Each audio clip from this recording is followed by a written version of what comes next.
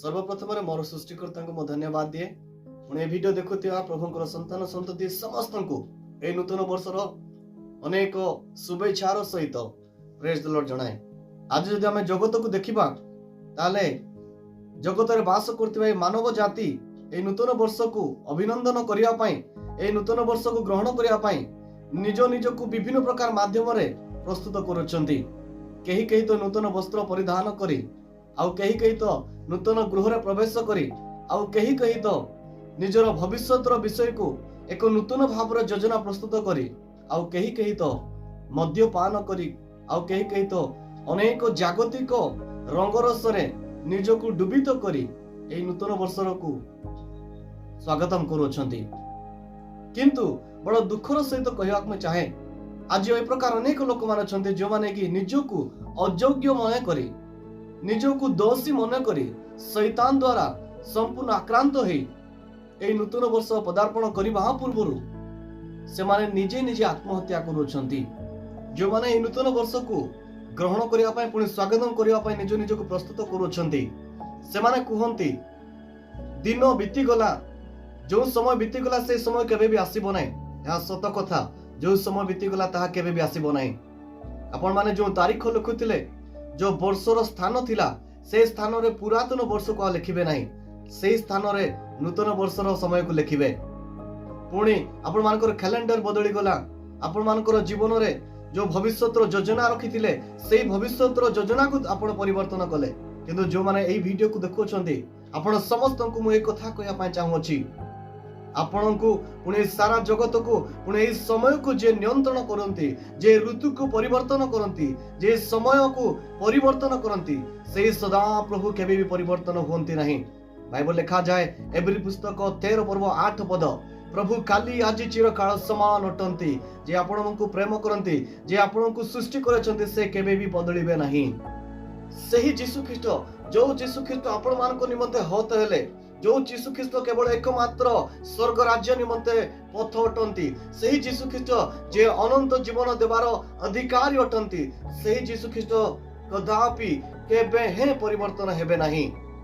सो मु आपण मान को अनुरोध करिया पाए चाहे दया करी आपणकर कैलेंडर को परिवर्तन केवल करंतु नाही केवल आपणकर वस्त्र को परिवर्तन करंतु नाही केवल आपणकर योजना को परिवर्तन करंतु नाही आउ ए समस्त जागतिक विषय निज को परिवर्तन करंतु नाही कारण ए समस्त विषय प्रभुंकर संतुष्ट नुहे।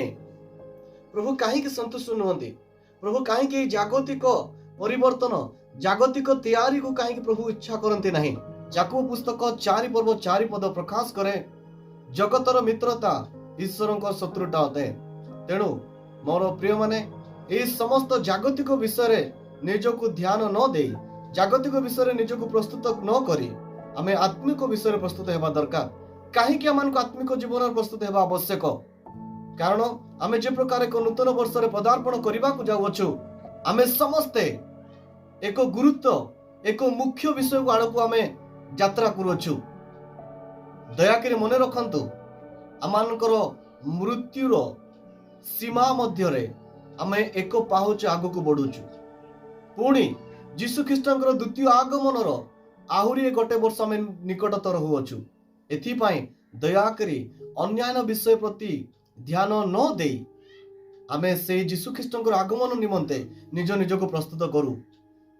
मन रखंतु जदि आमानकर निश्वास समाप्त हो गला किमा जदि यीशु ख्रीष्टंकर से गुप्त आगमन हो गला आ आमे छड़ा गलु ताले द्वितीय सुजोग आउ केबे भी मिलिबो नहीं।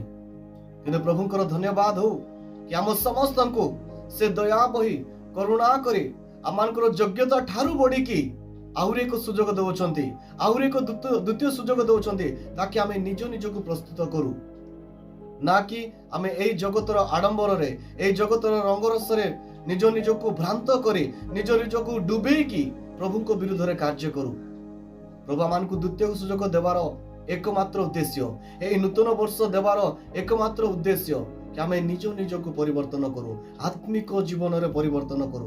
कारण बाइबल प्रकाश करे प्रकाशित वाक्य 22 पर्व तार 12 पद देख आम्भे शीघ्र आसुछु प्रत्येक लोक को ताहार कर्मानुसार फल देबाकू आम्भर पुरस्कार आम्भ संगरे अछि।